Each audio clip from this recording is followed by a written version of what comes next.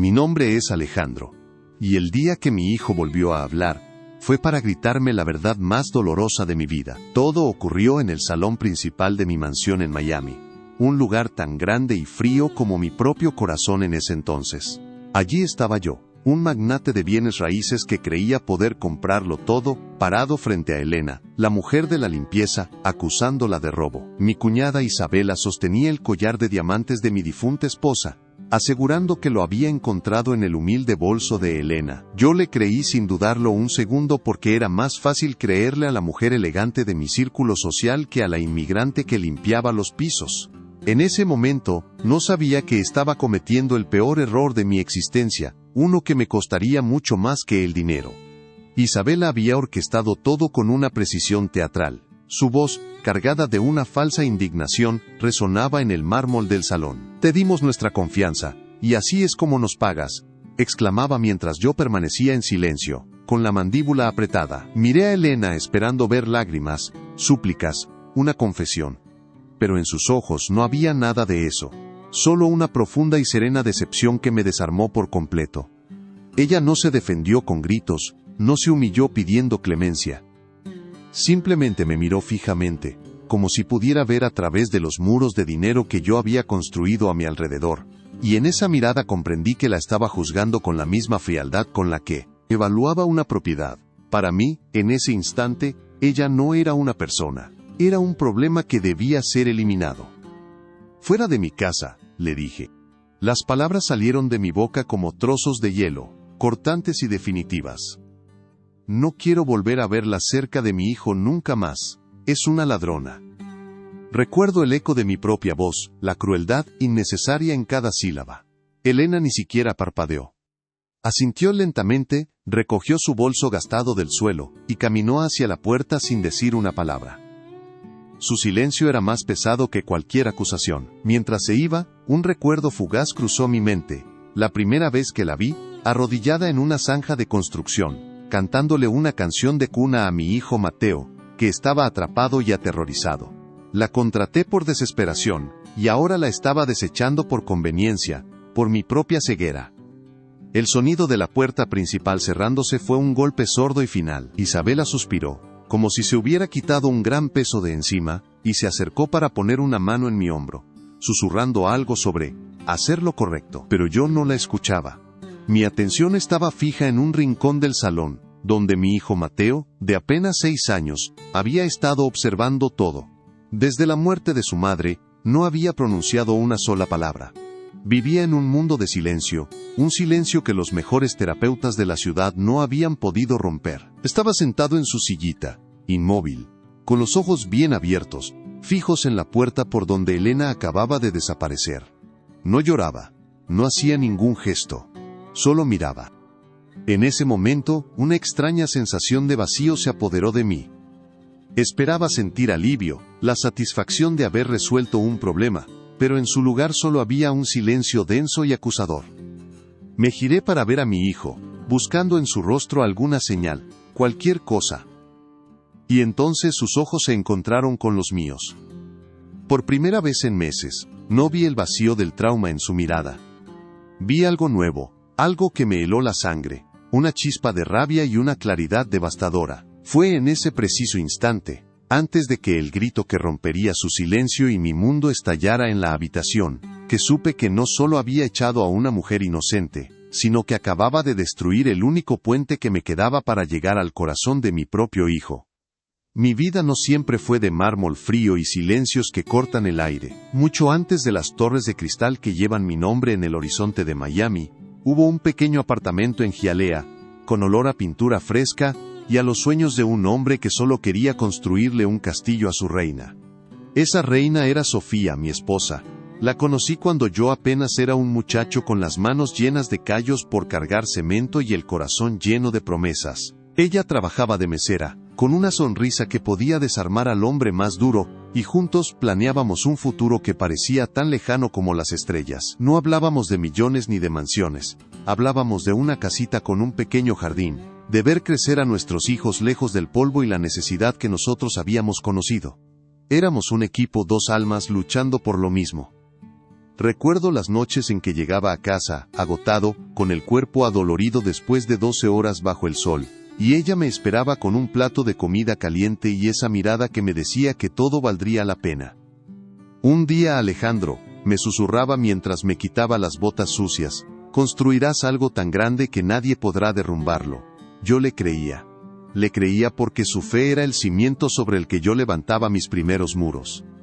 Ahorramos cada centavo, nos privamos de lujos que otros daban por sentados, y todo nuestro esfuerzo se sentía como una inversión en ese futuro que veíamos tan claro. No era ambición de riqueza, era hambre de seguridad, de darle a nuestra futura familia la vida que a nosotros nos habían negado. Cada ladrillo que ponía en una obra era un paso más cerca de esa promesa. La primera gran oportunidad llegó con un terreno que nadie quería, un pantano olvidado que todos veían como un mal negocio. Invertí hasta el último dólar que teníamos, arriesgando el sueño entero en una corazonada. Las noches sin dormir se hicieron costumbre. La ansiedad era un nudo constante en mi estómago. Sofía nunca dudó. Se sentaba a mi lado en la mesa de la cocina, rodeados de planos y números rojos, y ponía su mano sobre la mía. «Confío en ti», me decía. Y esa simple frase era todo el capital que necesitaba. Fue ella quien me dio el valor para seguir adelante, para transformar ese fango en la base de nuestro imperio. Ella no era solo mi esposa, era la arquitecta de mi coraje, la viga maestra que sostenía toda mi estructura. Sin ella, yo solo habría sido un obrero más con las manos rotas y los sueños guardados en un bolsillo.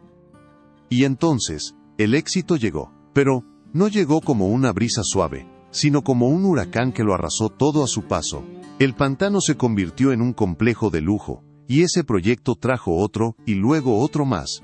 De repente, el dinero dejó de ser una preocupación para convertirse en una abstracción. En números en una pantalla que crecían sin parar. Nos mudamos del pequeño apartamento a una casa, y de esa casa a la mansión que se convirtió en mi fortaleza, y más tarde en mi prisión. Empecé a pasar más tiempo en reuniones que en casa, a hablar más con abogados que con mi propia esposa. Estaba construyendo el reino que le había prometido, pero me estaba convirtiendo en un rey ausente, un fantasma que deambulaba por los pasillos de su propio castillo, demasiado ocupado en levantarlo como para disfrutarlo con ella. El nacimiento de Mateo fue como si el sol hubiera decidido salir dentro de nuestra casa. Fue un momento de claridad cegadora en medio de la locura de mi ascenso.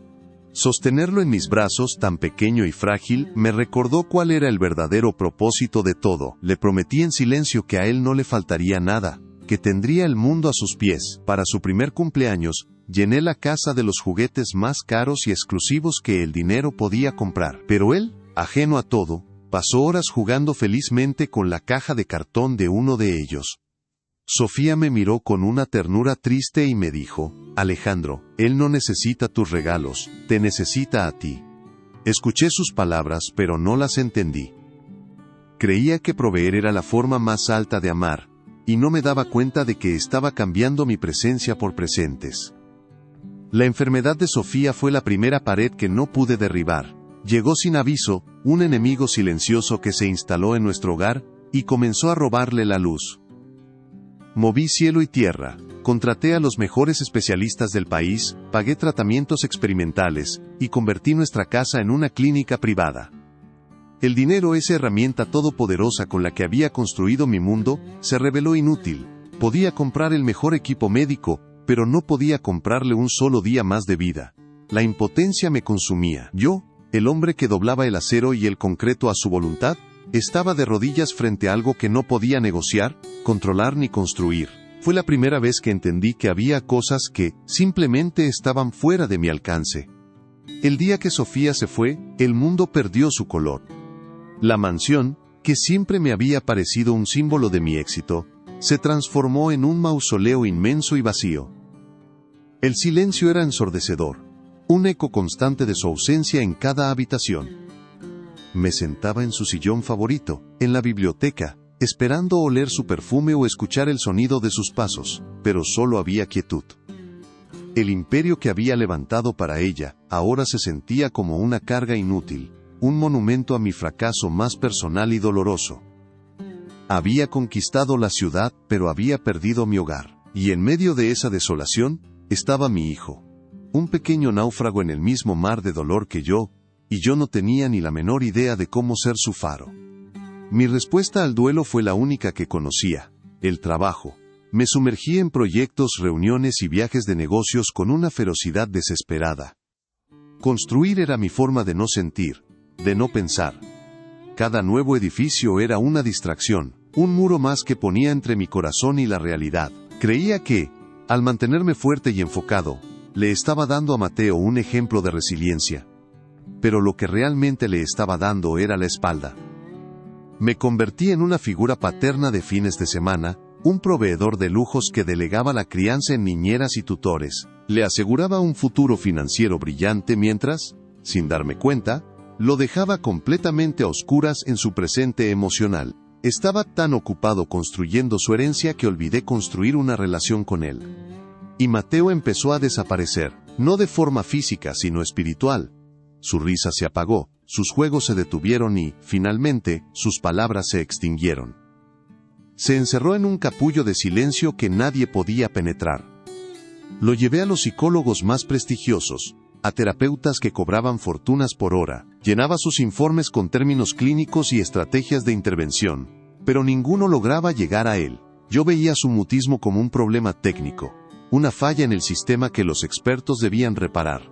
No entendía que su silencio no era una enfermedad, era un grito de dolor por la pérdida de su madre y por la ausencia de su padre, un grito que yo era demasiado sordo para escuchar. Fue entonces cuando Isabela, la hermana de Sofía, se instaló en la mansión. Llegó con la excusa de ayudarme con el niño y mantener la casa en orden.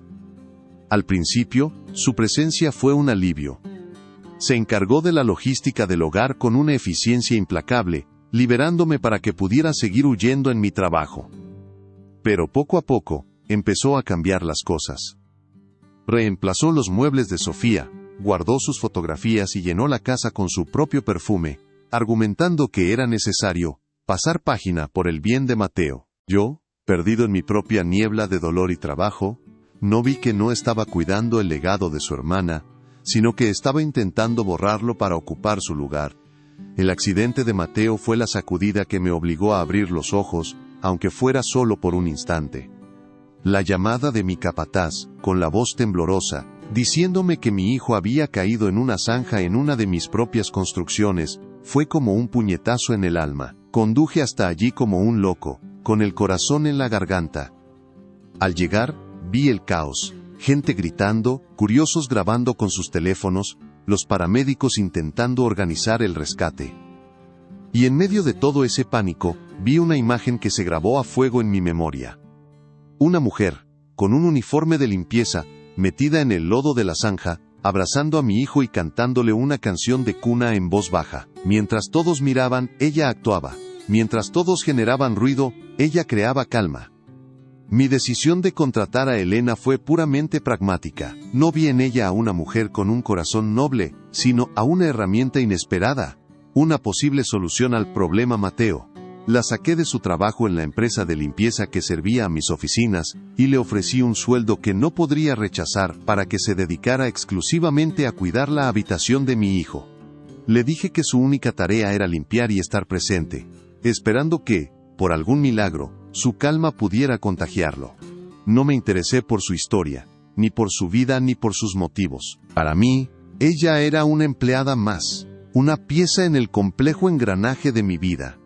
Una inversión, con la esperanza de obtener un retorno emocional que yo era incapaz de generar por mi cuenta. Pero Elena no funcionaba como una empleada. Operaba desde un lugar que yo había olvidado que existía. No seguía las instrucciones de los terapeutas ni aplicaba ninguna técnica. Simplemente era ella misma. Limpiaba la habitación de Mateo cantando en voz baja las mismas canciones que le cantaba en la zanja. Le contaba historias de estrellas y volcanes de su tierra lejana mientras doblaba su ropa. Le hacía pequeños muñecos con trapos viejos, dándoles vida con su imaginación. Yo la observaba a través de las cámaras de seguridad que había instalado en la habitación, sintiendo una mezcla de fascinación y escepticismo. No hacía nada extraordinario, pero en su sencillez, estaba logrando lo imposible, que mi hijo volviera a conectar con el mundo. El primer milagro ocurrió una tarde. Yo estaba en mi oficina, revisando los monitores como de costumbre, cuando lo escuché. Fue un susurro, apenas audible a través del intercomunicador, pero para mí sonó como un trueno. Mateo, que llevaba meses sin emitir un solo sonido, había señalado un dibujo y dicho su nombre, Elena. Mi corazón se detuvo.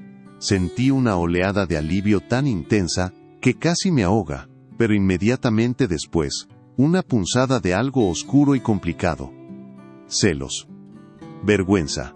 ¿Por qué a ella? ¿Por qué esa mujer, una extraña, había recibido la primera palabra de mi hijo y no yo, su padre? Esa pregunta comenzó a envenenar el milagro, a convertir la esperanza en una herida en mi orgullo. Isabela, por supuesto, también notó el cambio, y lo que para mí fue una fuente de conflicto interno, para ella fue una declaración de guerra. Vio la conexión entre Elena y Mateo no como una bendición, sino como una amenaza directa a sus planes. Fue entonces cuando empezó su campaña de sabotaje, sutil, pero constante. «Ten cuidado con esa gente, Alejandro», me decía con su tono de falsa preocupación. «Son muy astutos, vienen de la nada y ven una oportunidad como esta. No sabes cuáles son sus verdaderas intenciones». Sus palabras eran como gotas de veneno, cayendo día tras día sobre mi inseguridad de padre, y sobre los prejuicios de clase que, vergonzosamente, había adquirido con mi fortuna. Y yo la escuché. Escuché a Isabela porque su visión del mundo era más sencilla, más acorde con el hombre cínico en el que me había convertido. Era más fácil creer que Elena era una oportunista que aceptar que una humilde mujer de la limpieza poseía una sabiduría emocional que yo, con todo mi poder y mi dinero, no tenía. Empecé a mirar a Elena con sospecha, a interpretar su bondad como una estrategia y su afecto como una actuación. Dejé que el veneno de Isabela nublara mi juicio hasta el punto de que la luz que Elena había traído a la vida de mi hijo comenzó a parecerme una sombra amenazante. Me convencí a mí mismo de que debía proteger mi patrimonio y a mi familia de ella, sin darme cuenta de que el verdadero peligro ya vivía bajo mi techo y susurraba mentiras en mi oído. El grito de Mateo no fue un milagro, fue una sentencia. Rompió el silencio, sí, pero también rompió lo poco que quedaba de nosotros. Después de que la verdad saliera a la luz gracias a la grabación del guardia, y yo echara a Isabela de mi casa con lo opuesto, un nuevo tipo de silencio se instaló en la mansión. Ya no era el silencio del trauma, era el silencio del juicio. Mateo volvió a hablar, pero sus palabras eran escasas, funcionales, y nunca más, me miró de la misma manera. Intenté disculparme, de la única forma torpe que sabía, ofreciéndole comprarle el mundo. Pero él no quería el mundo. Quería que yo hubiera sido un hombre diferente en el momento que importaba. Y ese era un precio que ni toda mi fortuna podía pagar. La sombra de Elena, la mujer a la que le fallé, se quedó entre nosotros para siempre. Un fantasma de mi propia creación. Los primeros años fueron un ejercicio de convivencia forzada. Vivíamos bajo el mismo techo, pero en planetas diferentes. Yo me movía por los pasillos de la mansión como un inversor tratando de recuperar un activo perdido, y él se movía como un inquilino que esperaba pacientemente a que se terminara su contrato. Las cenas eran las peores. Nos sentábamos en los extremos opuestos de esa mesa de caoba interminable. El sonido de los cubiertos contra la porcelana era el único diálogo. Le preguntaba por sus estudios, y él respondía con monosílabos. ¿Cómo te fue hoy? Bien. ¿Necesitas algo? No. Cada respuesta era una puerta cerrándose en mi cara. Yo había construido un imperio para darle un reino, y él lo único que quería era escapar de la jaula de oro que yo había diseñado con tanto esmero. Una jaula que olía a mi fracaso como padre. El día de su 18º cumpleaños, quise hacer un gesto grandioso, uno que borrara los años de distancia. Le compré el auto deportivo más caro del mercado. Un monstruo de metal brillante que dejé en la entrada con un lazo rojo gigante. Cuando lo vio, no hubo ni una chispa de emoción en sus ojos. Me miró, asintió levemente y dijo, «Gracias, papá». Esas dos palabras, dichas con la misma calidez con la que uno agradece al cajero del supermercado, me dolieron más que cualquier grito. El auto se quedó en el garaje, acumulando polvo, como un monumento a mi incapacidad para entender que lo que él necesitaba no tenía motor ni se podía comprar en un concesionario. Yo seguía intentando llenar su vacío con objetos, sin darme cuenta de que el vacío tenía mi forma y mi nombre. La distancia se hizo oficial cuando eligió una universidad en la otra punta del país. No me sorprendió, pero aún así sentí la punzada del abandono. Era su forma educada de divorciarse de mí. Durante esos 4 años, nuestras conversaciones se limitaron a llamadas telefónicas quincenales, tan predecibles como un guión. ¿Todo bien por allá? Sí, todo bien. ¿Te falta dinero? No, estoy cubierto. Yo era su proveedor, su cajero automático, el nombre en la cuenta bancaria que pagaba su matrícula. Un día, mientras hablaba con él, lo escuché reírse a carcajadas con un amigo que estaba en su habitación. Fue una risa genuina, llena de vida. En cuanto se dio cuenta de que yo seguía al teléfono, la risa se cortó de golpe. Y en ese silencio abrupto, comprendí que mi hijo podía ser feliz. Pero su felicidad empezaba donde terminaba mi presencia. Decidí volar para visitarlo un fin de semana, sin avisar, pensando que una sorpresa podría romper el hielo. Fue uno de los peores errores de mi vida. Lo llamé desde el aeropuerto de Boston, y su voz al otro lado del teléfono se llenó de una tensión palpable. «Papá, ¿qué haces aquí? Vine a verte, hijo». Hubo una pausa larga. «Tengo mucho que estudiar este fin de semana, un examen final». Me encontré con él para un café de 30 minutos en una cafetería del campus. Fue incómodo, forzado. El resto del fin de semana lo pasé solo, caminando por una ciudad que no conocía, sintiéndome como un extraño, un viejo ridículo que había cruzado el país para ser recordado de que ya no era bienvenido en la vida de su propio hijo. Me registré en el hotel más lujoso, pero nunca me había sentido tan pobre. Cuando me anunció que se casaba, lo hizo a través de una videollamada. A su lado estaba Laura, una muchacha de sonrisa amable pero con una mirada que me analizaba con cautela. Era evidente que ella conocía la historia, mi historia, la versión de Mateo. Me ofrecía pagar la boda, a regalarles una casa, a darles el mundo. Aceptaron el dinero para la boda, pero me mantuvieron al margen de cada decisión. En la ceremonia, me sentí como un invitado más, un patrocinador del evento. Di un discurso lleno de palabras huecas sobre el amor y la familia, que se sintieron como una mentira en mi propia boca. El momento más doloroso fue ver a mi hijo bailar con su suegra, riendo con una complicidad y un cariño que yo no recordaba haber recibido de él desde que era un niño muy pequeño. La llegada de mis nietos fue como un espejismo en el desierto. Por un momento creí que ellos serían el puente para reconstruir lo que estaba roto. Mi primera nieta, Sofía, nombrada como mi esposa, me llenó de una esperanza que casi había olvidado. La sostuve en mis brazos y sentí que la vida me daba una segunda oportunidad. Me volqué en ellos. Les compré los juguetes más exclusivos. Abrí cuentas de ahorro millonarias a sus nombres. Quería ser el abuelo perfecto.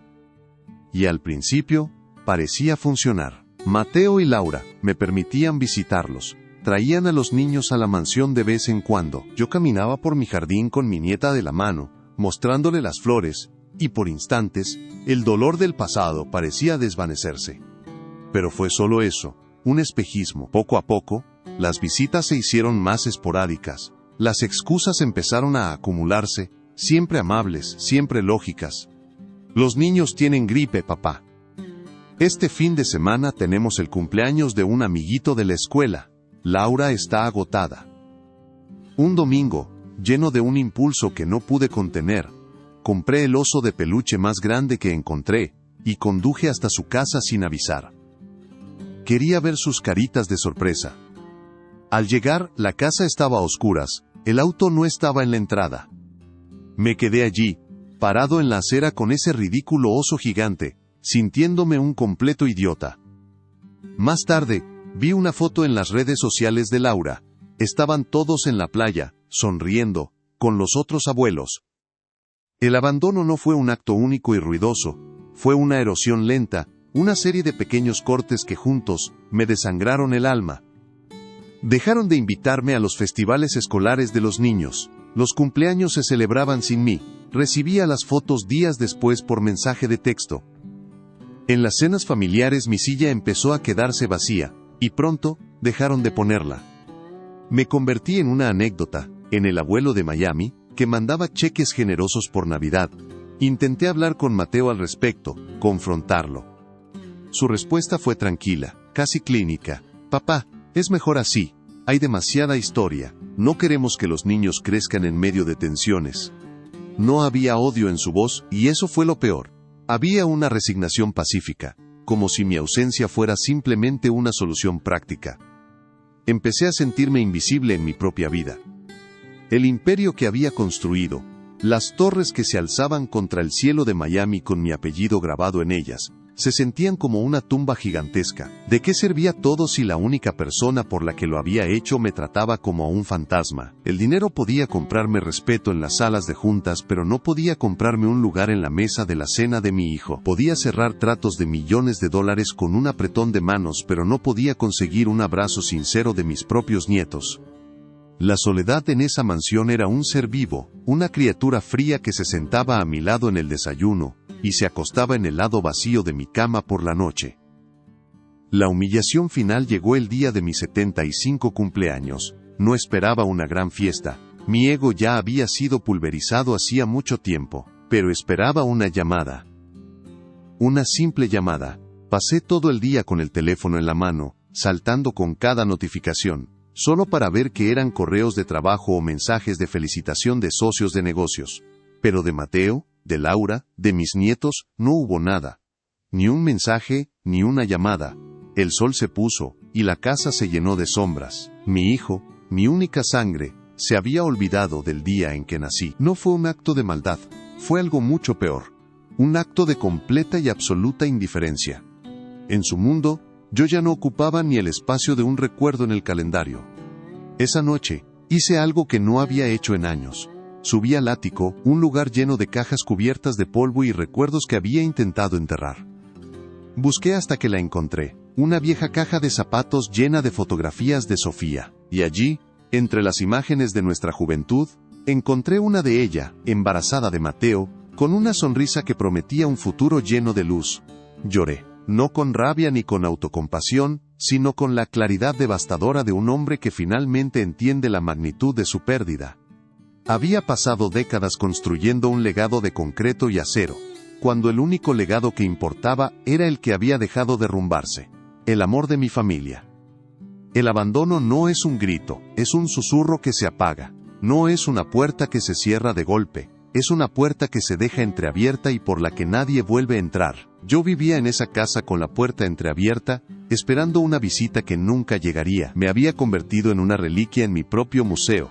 Un hombre rico en todo lo que no importaba, y en bancarrota en lo único que sí. La gente en la calle me veía y seguramente pensaba, ahí va Alejandro, el hombre que lo tiene todo. No sabían que por las noches, ese hombre caminaba por los pasillos de su palacio vacío, contando los ecos de las risas que nunca más volvería a escuchar. Un día, mientras miraba por la ventana de mi oficina en el piso más alto de mi edificio más emblemático, vi a una familia jugando en un parque abajo. El padre levantaba a su hijo pequeño en el aire, y el niño reía a carcajadas. Una escena tan simple, tan común. Y me di cuenta de que pagaría cada centavo que tenía, entregaría cada edificio, cada metro cuadrado de tierra, solo por tener un minuto de eso.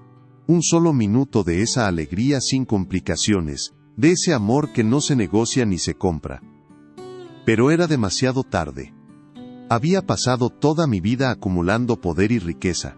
Y al final, lo único que había logrado era construir una fortaleza tan alta y tan impenetrable que me había quedado atrapado, solo, en la cima. Fue en ese momento de claridad absoluta que tomé una decisión, no una decisión impulsiva, nacida de la rabia o la tristeza, sino una decisión fría y calculada, como las que me habían hecho millonario. Si mi legado material era lo único que parecía importarles, entonces usaría ese legado para dar una última lección. No se trataba de venganza, no exactamente, se trataba de justicia. De la justicia silenciosa que a veces la vida nos concede.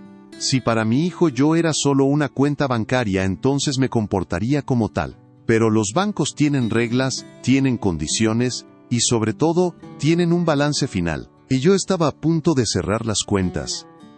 La soledad se convirtió en mi consejera. Me enseñó que el orgullo es un mal negocio, y que el arrepentimiento no sirve de nada si no va acompañado de acción.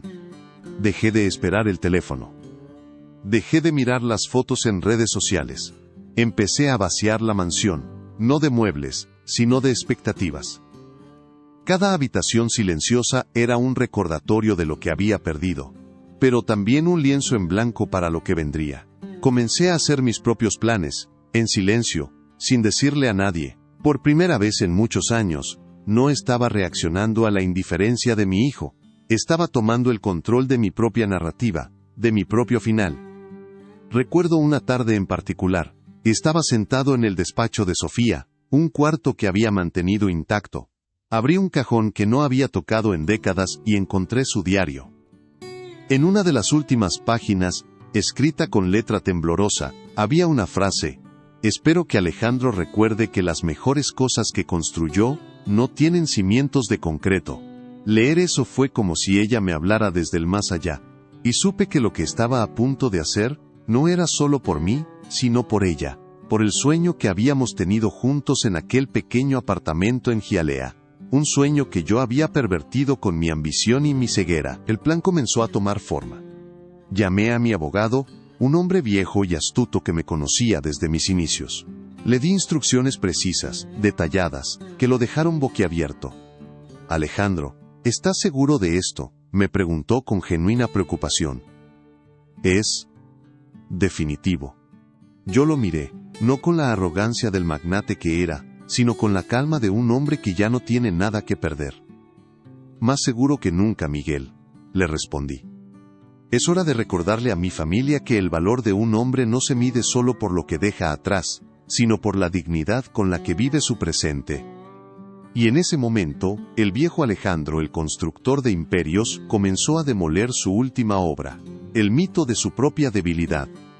La mansión empezó a tener sonidos que yo había olvidado que existían. No eran los ecos vacíos de mis pasos sobre el mármol, ni el zumbido del aire acondicionado. Eran sonidos pequeños, casi imperceptibles, pero que llegaban hasta mi oficina como grietas en el muro de silencio que nos rodeaba. Un día, a través del intercomunicador que usaba para vigilar la habitación de Mateo, escuché una risita. Fue tan breve y tan suave que pensé que lo había imaginado. Me acerqué al monitor y vi a Elena sentada en el suelo, haciéndole un pequeño pájaro con un pañuelo. Mateo no la tocaba, pero sus ojos, por primera vez en mucho tiempo, seguían el movimiento de sus manos. Y entonces, volvió a reír. Ese sonido, para mí, fue más impactante que la firma de cualquier contrato millonario. Fue la primera señal de que algo en mi mundo congelado empezaba a derretirse. Mi reacción inicial no fue de pura alegría. Fue una mezcla confusa de alivio y una punzada de algo que me avergonzaba admitir. Celos. Yo, su padre, con todo mi poder y mi dinero, no había podido arrancarle ni una sílaba. Había traído a los mejores especialistas, a hombres y mujeres con doctorados y teorías complejas, y todos habían fracasado. Y ahora esta mujer, con sus canciones de cuna y sus muñecos de trapo, lo estaba logrando. La observaba durante horas en las cámaras de seguridad, una costumbre que se volvió una obsesión. La veía limpiar, cantar en voz baja, contarle historias de volcanes y ríos de su tierra. No hacía nada especial, nada que pudiera patentarse o venderse. Simplemente estaba allí, presente, con una calma que parecía llenar la habitación y empujar el miedo de mi hijo hacia los rincones. El progreso de Mateo era lento, como el de una planta abriéndose paso a través del concreto. Una tarde, lo vi señalar un dibujo que había hecho, un círculo amarillo y torpe, y susurrar una palabra: sol. La voz era apenas un hilo, pero llegó a mis oídos como un trueno. Retrocedí la grabación una y otra vez, incrédulo. Luego, una semana después, mientras Elena le leía un cuento, él extendió su mano y rozó la tela de su vestido. No se apartó, se quedó allí, con su pequeña mano sobre ella, en un gesto de confianza que me partió el alma. Cada uno de esos pequeños milagros era una prueba de que ella estaba sanándolo. Pero también era un recordatorio constante de mi propio fracaso. Yo le había dado un reino, pero ella le estaba devolviendo el mundo. Isabela, por supuesto, vio los mismos cambios que yo, pero a través de unos ojos muy diferentes. Donde yo veía una esperanza confusa, ella veía una amenaza directa a su posición. Su amabilidad fingida hacia Elena se fue agriando, convirtiéndose en un desprecio apenas disimulado. Empezó a dejar caer comentarios venenosos en mis oídos durante la cena. «No te fíes demasiado, Alejandro», me decía, mientras se servía vino. «Esta gente es muy lista. Saben cómo ganarse a los niños para asegurar su puesto. No sabemos nada de ella, de dónde viene realmente, qué es lo que busca». Jugaba con mis miedos, con mis prejuicios de hombre rico que siempre sospecha de las intenciones de los demás. Y yo, en mi arrogancia y mi dolor, empecé a escucharla. Su sabotaje era sutil, casi invisible. Un día, encontraba un juguete caro roto en la habitación de Mateo, e Isabela sugería que Elena había sido descuidada. Otro día, faltaba algo de la despensa, y ella comentaba en voz alta lo fácil que era para el servicio llevarse cosas a casa. Eran pequeñas puñaladas, diseñadas para erosionar la poca confianza que yo había depositado en Elena. Yo quería creer en la recuperación de mi hijo, pero una parte de mí, la parte cínica y endurecida por los negocios, encontraba más fácil creer en la traición. Era un terreno familiar para mí. En mi mundo, la gente siempre quería algo. La idea de que alguien pudiera actuar por pura bondad me resultaba extraña, casi sospechosa. La atmósfera en la casa se volvió densa, cargada de una tensión no declarada. Elena debió sentirlo, porque su sonrisa, aunque nunca desaparecía del todo, a veces parecía cansada. Pero nunca se quejó. Seguía con su rutina, con su dedicación silenciosa a Mateo, como si no se diera cuenta de la tormenta que se estaba formando a su alrededor. O quizás sí se daba cuenta, y simplemente había decidido que mi hijo era más importante que su propia comodidad. Esa posibilidad me inquietaba aún más. Su integridad era un espejo que me devolvía una imagen muy fea de mí mismo y de la mujer, que estaba permitiendo que viviera bajo mi techo y envenenara mi mente.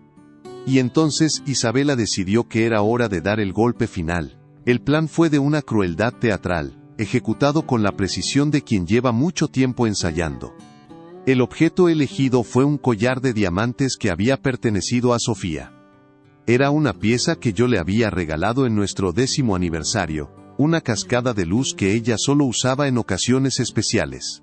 Yo lo guardaba en la caja fuerte de mi despacho, junto con otras de sus joyas, como reliquias de un tiempo más feliz. No sé cómo ni cuándo, pero Isabela consiguió la combinación. Quizás me observó, quizás la adivinó. En retrospectiva, los detalles no importan. Lo que importa es la frialdad con la que profanó la memoria de su propia hermana para sus fines egoístas. La vi en las grabaciones, mucho después, claro. La vi entrar a mi despacho con la naturalidad de quien no hace nada malo. La vi abrir la caja fuerte, tomar el collar y sostenerlo por un momento contra la luz, con una expresión de codicia en su rostro. Luego, caminó con calma hasta el pequeño armario donde Elena guardaba sus escasas pertenencias. Un abrigo delgado para la lluvia, y un bolso de tela gastado, el tipo de bolso que uno usa para llevar el almuerzo y un libro. Sin dudarlo, dejó caer el collar dentro de ese bolso humilde, entre un sándwich envuelto en una servilleta y un monedero viejo. Lo cubrió con un suéter tejido y cerró el armario. Su rostro no mostraba ni una pizca de remordimiento. Solo la satisfacción de una araña que ha terminado de tejer su tela.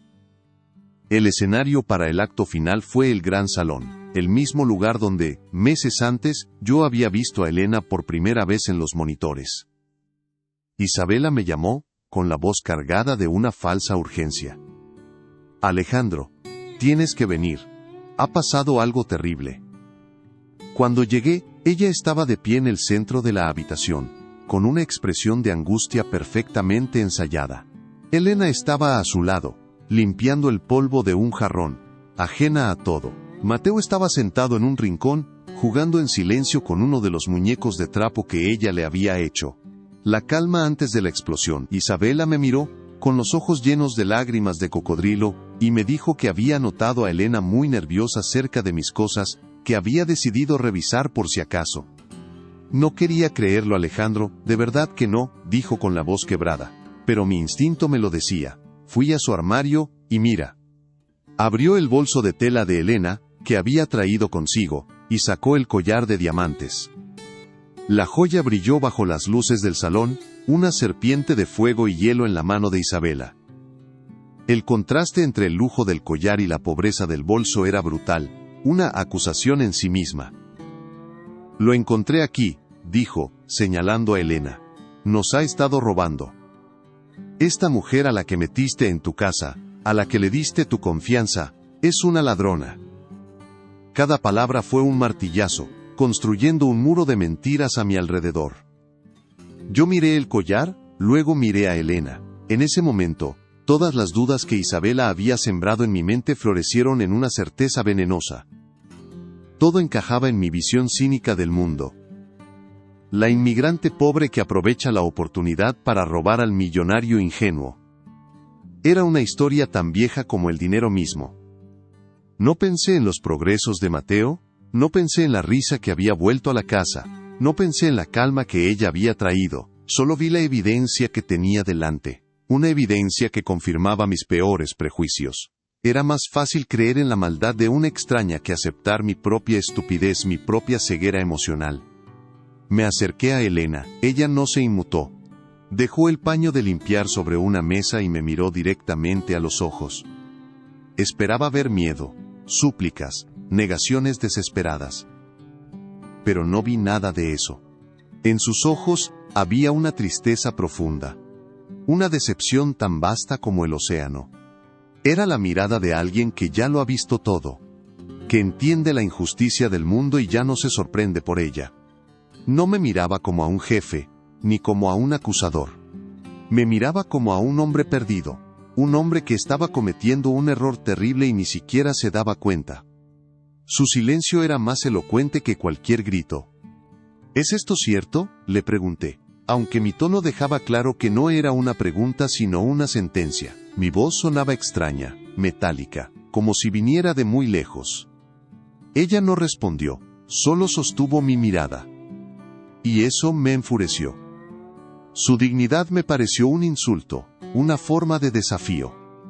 Yo necesitaba que ella se rompiera, que llorara, que confesara, para poder sentirme justificado en mi crueldad. Pero ella no me dio esa satisfacción. Se mantuvo entera, íntegra, mientras mi propio mundo se estaba desmoronando por dentro sin que yo lo supiera. Isabela intervino, rompiendo la tensión. Claro que es cierto, la evidencia está ahí.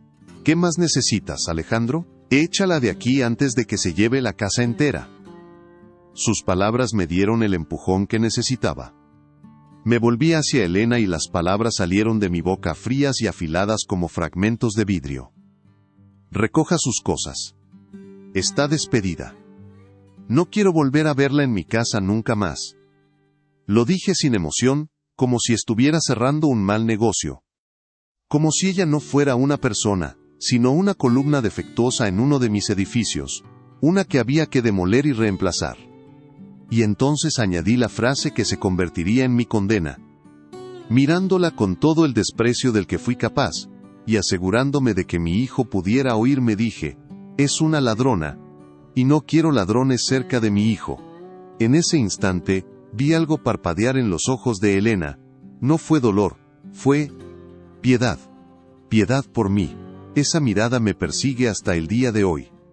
Ella asintió lentamente, se dio la vuelta sin decir una palabra, fue al pequeño armario, recogió su abrigo y su bolso ahora vacío, y caminó hacia la puerta principal. No miró atrás. Cada paso era deliberado, lleno de una gracia silenciosa que hacía que mi poder y mi riqueza parecieran vulgares y sucios. El sonido de la puerta principal cerrándose retumbó en el salón como un disparo. Un final. Isabela dejó escapar un suspiro de alivio, una actuación de cara a la galería, y se acercó para poner una mano en mi hombro. Hiciste lo correcto, Alejandro. Era lo mejor para todos. Yo no la escuché. Mi atención estaba clavada en el rincón de la habitación, donde Mateo había permanecido inmóvil, observando toda la escena. Sus manos habían dejado caer el muñeco de trapo al suelo. Estaba petrificado, con los ojos muy abiertos, fijos en la puerta por la que Elena acababa de desaparecer. Durante un segundo, un silencio absoluto se apoderó de la mansión. Un silencio más profundo y aterrador que el que había reinado durante meses. Era el silencio del vacío, el silencio que precede a los terremotos. Me giré para mirar a mi hijo, esperando ver lágrimas. Esperando ver el regreso a su estado catatónico, pero lo que vi me heló la sangre. Levantó la cabeza lentamente y sus ojos se encontraron con los míos. Y en ellos ya no había el vacío del trauma. Había una claridad terrible. Una furia pura y una acusación que me atravesó como una lanza.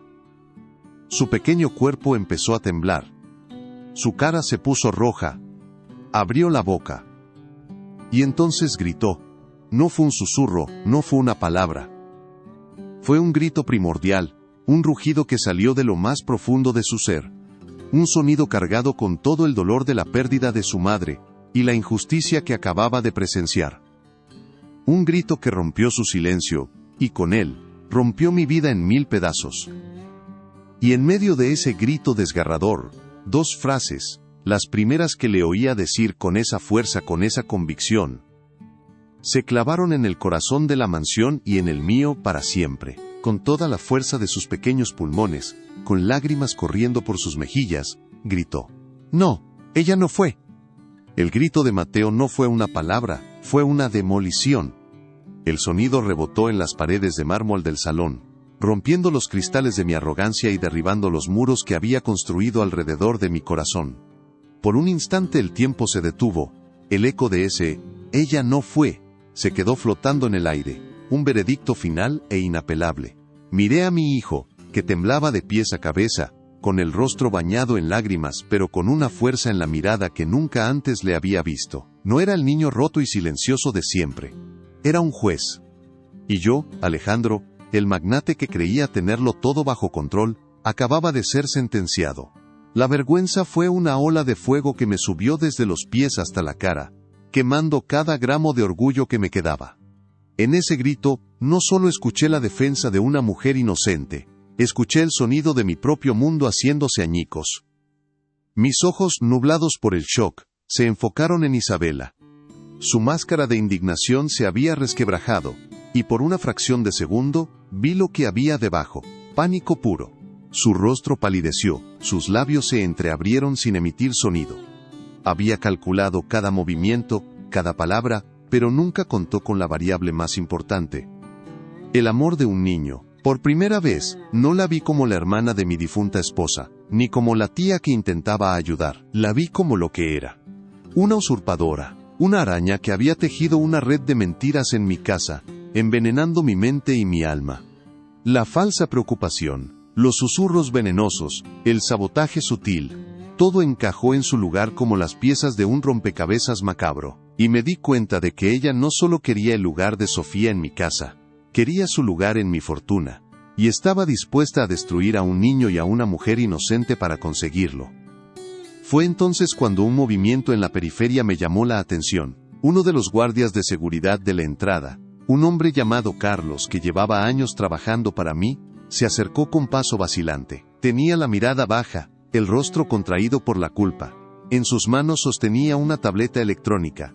Señor Alejandro, comenzó, con la voz temblorosa. Yo no quise meterme, pero vi algo en las cámaras de seguridad del pasillo.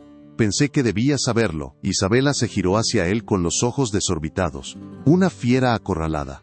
No le haga caso, seguro que esa mujer lo sobornó, siseó. Pero sus palabras ya no tenían poder. La verdad estaba en la mano de aquel hombre humilde, una verdad que yo, en mi ceguera, me había negado a ver. Carlos me extendió la tableta, sin atreverse a mirarme a los ojos. Lo siento, señor, debería haber hablado antes. Tomé la tableta con manos temblorosas. Carlos presionó un botón y la grabación comenzó. La pantalla mostraba el pasillo que llevaba a mi despacho. Con una imagen clara y nítida, vi a Isabela entrar con total naturalidad, abrir mi caja fuerte, sacar el collar de Sofía y caminar directamente hacia el pequeño armario del servicio. La vi depositar la joya en el humilde bolso de Elena con una frialdad que me heló la sangre. No había duda, no había vacilación. Era un acto premeditado, cruel y metódico. Cada segundo de ese video era una puñalada en mi conciencia. Vi mi propia estupidez, mi arrogancia, mis prejuicios de clase, todo reflejado en esa pequeña pantalla. Había creído a la mujer elegante y sofisticada, a la de mi propio círculo, y había condenado a la mujer pobre y sin voz. La vergüenza que sentía era tan abrumadora que apenas podía respirar. Levanté la vista de la tableta y mis ojos se encontraron con los de Isabela. Le mostré la pantalla en silencio. El color desapareció por completo de su rostro. Su boca se movía intentando formar excusas, mentiras, pero ningún sonido salía de ella. Su teatro se había derrumbado, los decorados habían caído, y lo único que quedaba era la fea verdad de su avaricia. No sentí la necesidad de gritarle, ni de insultarla. La rabia que sentía era fría, cortante, definitiva. «Fuera», le dije. La palabra salió de mi boca con un peso que pareció hacer temblar la habitación. «Recoge tus cosas. No quiero volver a verte en mi vida, ni cerca de mi hijo, ni cerca de esta casa, ni cerca de nada que me pertenezca. Vete ahora mismo». Mi voz era apenas un susurro, pero tenía la fuerza de un huracán. Isabela intentó replicar, balbucear algo sobre malentendidos, sobre la memoria de su hermana, pero yo levanté una mano, y ella se calló. En mis ojos debió ver algo que nunca antes había visto, porque retrocedió un paso, asustada. «He dicho que te vayas», repetí. Se dio la vuelta y prácticamente corrió escaleras arriba. La escuché abrir y cerrar cajones con furia, el sonido de una derrota total. Minutos después, bajó arrastrando una maleta de diseñador, con el rostro desfigurado por el odio y la humillación. No me miró. Pasó por mi lado y salió por la puerta principal, cerrándola de un portazo. En el momento en que se fue como si una nube tóxica que llevaba meses envenenando el aire de mi casa por fin se hubiera disipado. La mansión, por primera vez en mucho tiempo, se sintió un poco menos fría. Me giré lentamente hacia mi hijo. Mateo seguía en su rincón, ahora abrazado a las piernas de Carlos el guardia, como si fuera un salvavidas en medio de la tormenta. Sus sollozos se habían calmado, pero su cuerpo todavía temblaba. Di un paso hacia él con la intención de abrazarlo, de decirle que todo estaba bien, de pedirle perdón, pero en cuanto me acerqué, él se encogió y escondió su rostro. Ese simple gesto fue más doloroso que cualquier acusación.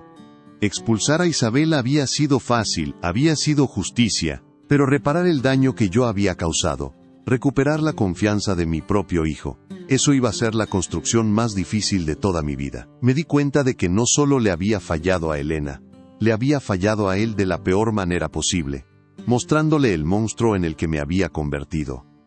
El pánico se apoderó de mí. Elena. Tenía que encontrarla. Tenía que arreglar esto. Corrí a mi despacho y busqué su expediente. Encontré una dirección en un barrio de Hialeah, a un mundo de distancia de mi mansión en Key Biscayne. No me cambié de ropa, no llamé al chofer, cogí las llaves de mi auto, y salí corriendo de la casa, dejando a Mateo al cuidado de un desconcertado pero aliviado Carlos. Conduje como un loco, rompiendo todas las leyes de tránsito, con el corazón martilleándome en el pecho. Cada semáforo en rojo era una tortura, cada auto lento en mi camino era un obstáculo insoportable. En mi mente solo había una imagen, la mirada de profunda decepción de Elena justo antes de irse. Sabía que no solo la había despedido, la había herido en lo más profundo, en su dignidad, en su humanidad. Y tenía que suplicarle que me perdonara. Llegué al modesto edificio de apartamentos, tan diferente de las torres de cristal que yo construía. Subí las escaleras de 2 en 2, con el sonido de mis zapatos caros resonando en el cemento desgastado. El olor a frijoles cocidos y a desinfectante barato llenaba el aire. Encontré su número de apartamento, el 3B, y vi que la puerta estaba ligeramente entreabierta. Me asomé con el corazón en un puño. Y la vi. Estaba de espaldas a mí, en medio de una pequeña sala de estar amueblada con sencillez. Sobre la cama había una maleta vieja y abierta, medio llena. Estaba doblando una blusa con cuidado, con la misma delicadeza con la que le hacía los muñecos de trapo a Mateo. Se iba. Estaba a punto de desaparecer de nuestras vidas para siempre. llevándose con ella la única luz que habíamos tenido en meses. Entré en la habitación sin hacer ruido. Ella debió sentir mi presencia, porque se detuvo y se giró lentamente. Cuando me vio, no hubo sorpresa en su rostro, solo una infinita tristeza. Abrió la boca para decir algo, quizás para pedirme que me fuera, pero yo no le di tiempo. Hice lo único que mi corazón roto y mi alma avergonzada me dictaron. Di un paso adelante y caí de rodillas sobre el suelo de cemento frío y áspero de su apartamento. El dolor en mis rodillas no fue nada comparado con el dolor que sentía en el pecho. Apoyé mis manos en el suelo, incliné la cabeza y por primera vez desde que Sofía murió, dejé que las lágrimas corrieran libremente por mi rostro. Yo, Alejandro, el hombre que movía millones con una llamada, estaba de rodillas, quebrado, frente a la mujer a la que le había ofrecido nada más que crueldad. «Perdón», susurré, con la voz rota por los sollozos. «Elena, por favor, perdóname». Levanté la vista y la miré a los ojos. No solo por la acusación, eso fue imperdonable. Perdóname por mi ceguera, por mi arrogancia, por haberte juzgado por tu ropa y no por tu corazón. Perdóname por no haber visto la luz que trajiste a mi casa, a mi hijo.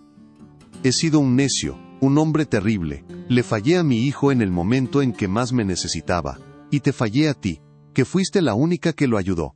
Por favor, no te vayas. Mateo te necesita.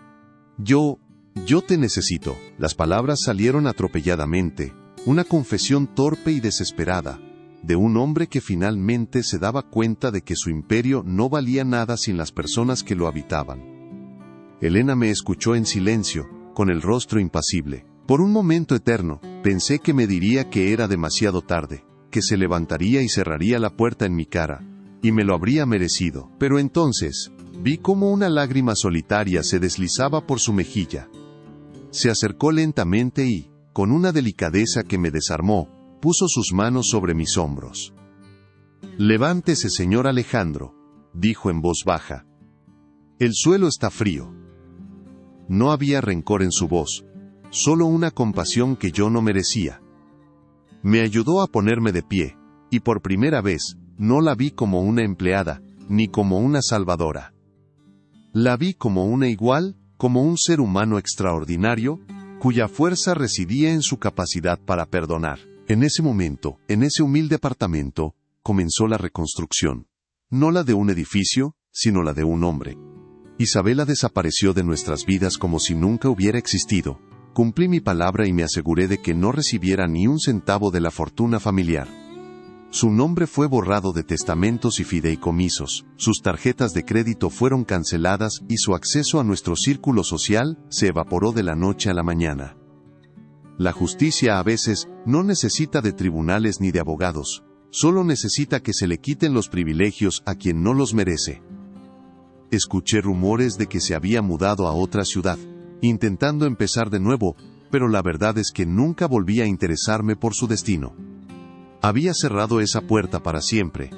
Mi energía y mi atención estaban centradas en una sola cosa: reconstruir mi familia sobre los cimientos de la verdad y la humildad.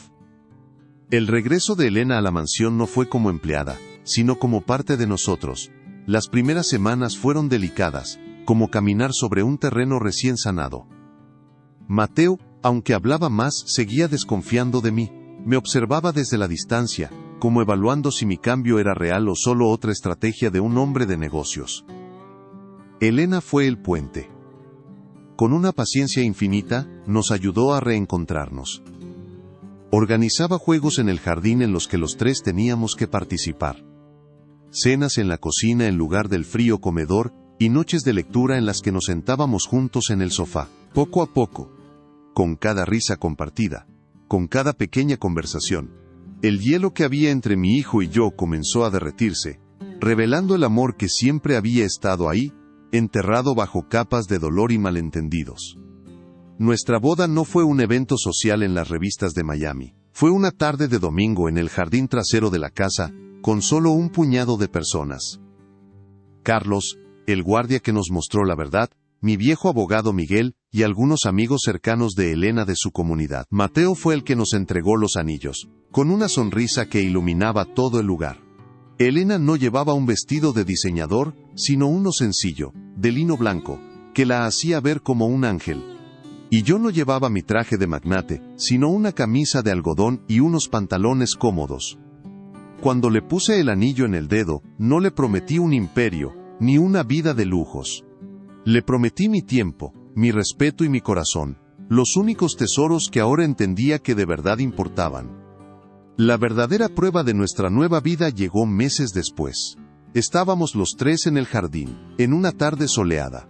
Decidimos plantar un pequeño rosal, justo en el centro del césped. Me quité los zapatos, me arremangué la camisa y me arrodillé en la tierra. Mateo, a mi lado, cavaba con una pequeña pala, riendo cada vez que encontraba una lombriz. Elena nos observaba desde un banco cercano, con esa serenidad suya que era el ancla de nuestro mundo. Mientras mis manos se ensuciaban de tierra, mientras sentía el sol en mi espalda y escuchaba la risa de mi hijo, una paz que no había sentido en décadas me invadió. Miré mis manos, cubiertas de tierra, y supe que por fin estaba construyendo algo real, algo que duraría para siempre. Hoy, la mansión ya no es un mausoleo frío y silencioso, es un hogar. Las risas de Mateo y de sus amigos resuenan por los pasillos. El olor a las flores que Elena siembra en el jardín se mezcla con el del café recién hecho por las mañanas. A veces, por la noche cuando todos duermen, salgo al jardín y miro el rosal que plantamos. Ha crecido fuerte y hermoso, un símbolo de que incluso en el terreno más dañado, con el cuidado y el amor adecuados, la vida puede volver a florecer. He aprendido que la verdadera riqueza no se mide en metros cuadrados ni en cifras bancarias, sino en momentos como esos. Las manos sucias de tierra, la risa de un hijo, y la mirada de la mujer que te enseñó a ser un hombre de nuevo. He compartido esta parte de mi vida, la más dolorosa y la más transformadora, porque sé que no soy el único que ha cometido errores por orgullo o ceguera. Miro hacia atrás y veo al hombre que era, tan rico y tan pobre a la vez, y me pregunto cuántas veces juzgamos a las personas por su apariencia en lugar de por su corazón. ¿Qué habrías hecho tú en mi lugar? Escucha la historia hasta el final y dime, ¿qué habrías hecho tú en mi lugar? Y por favor, déjame saber desde qué ciudad me estás escuchando. Necesito saber que no estoy solo en esto. Si quieres escuchar más historias como esta, suscríbete al canal. Si conoces a alguien que necesite escuchar este tipo de historia, comparte este video. Y suscríbete para más historias de dignidad y lecciones de vida como esta.